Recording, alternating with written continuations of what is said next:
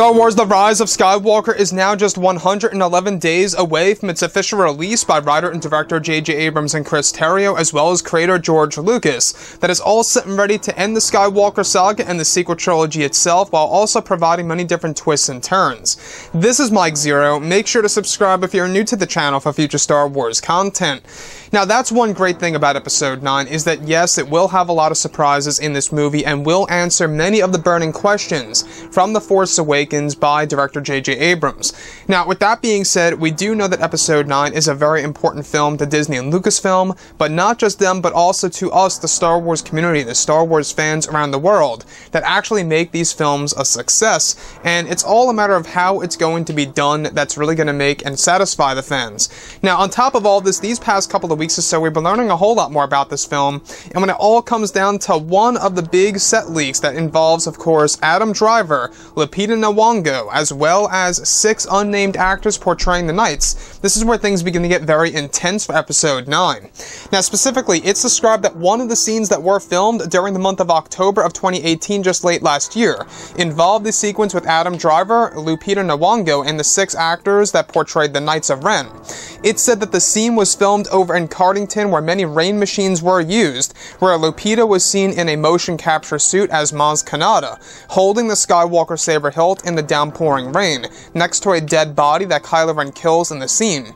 It's said to be an extended sequence of what fans saw in The Force Awakens, when they see Kylo and the Knights, and that it will explain that Maz Kanata grabs the Skywalker saber from the clan leader's dead hands, before Kylo Ren is able to get to the saber in time.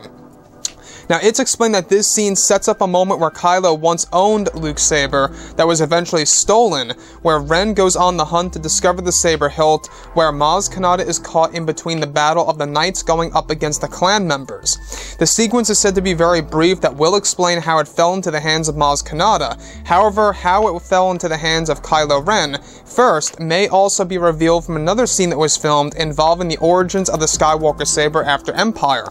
So, let's go over a couple of parts about this. Now, Episode 9 is going to be a very impressive film when it comes to answering many of the questions from The Force Awakens that were not answered, that very much need to be answered, at least in my opinion, and that's exactly what JJ is doing with this movie. And I think that's the great thing. We do know that Kelly Marie Tran over at D23 stated that this movie is very, very long, which could very well hint that this movie is going to be 3 hours or maybe even 3 hours and change, very similar to how Endgame was actually treated by Marvel and Disney. So on top of all of this, I want to go over Lupita's role as Maz Kanata in The Rise of Skywalker. Now, this most certainly lines directly up with how we heard about 6 months ago that Lupita is going to have a very vital scene in the second act of Episode 9 that is really going to have a huge impact on the character of Kylo Ren. And to me, that's a very interesting story, the fact that Maz Kanata is caught in between the battle of the Knights of Ren and the clan members. We only got a little glimpse of this battle in The Force Awakens that is going to be extended by JJ in The Rise of Skywalker. So, on top of all of this, it's actually said that Maz Kanata grabs the Skywalker saber hilt out of the dead hands of the clan member or the clan leader, whatever have you, and is able to make it out in time. And this also connects to what we heard that Lupita and Adam Driver shot some scenes together back in the fall of 2018. This one was actually filmed in October, so it makes a lot of sense. So, with that being said, Episode 9 is really going to answer a lot of questions just like this. The thing that really gets me, however, is that Kylo Ren was actually said to own the Skywalker saber before Maz Kanata even got her hands on it. That's a very interesting thing. And that the Skywalker saber was stolen. Stolen from who is the big question, right? Was it perhaps maybe the Dark Acolytes of the Beyond? Could it very well have been perhaps a different group or a different organization that stole the Skywalker saber?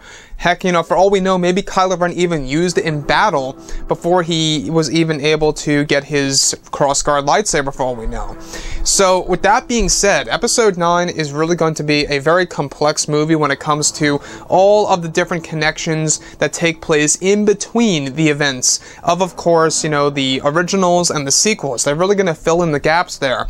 Not just with the movie, but also with the novelization and the visual dictionary, all of which are, by the way, said to drop sometime later this year, right near the movie's release, either in November or December. So Maz Kanata does have that very important scene, and now it makes a lot of sense as to exactly what that really is. The last piece that I do want to go over is that the Knights of Ren are actually said to have a massive action-packed sequence in this movie where it's going to be the Knights going up against the clan leaders, and the clan members, I should say, right? We're still not quite sure exactly what they really are. They're just codenamed as the clan members. We don't really know, if they are Force sensitives, or if they are powerful warriors, or if they're more around the lines of innocent villagers. That we're not quite sure. But one thing is for certain is that this movie is going to be very dark without a doubt. Anyways, guys, drop a comment below. Let me know what you think about all of this in the comments. And if you guys did enjoy the content for today, do make sure to drop a thumbs up on this video to support the channel. I thank you all so very much for the kind support, and I'll catch you guys next time.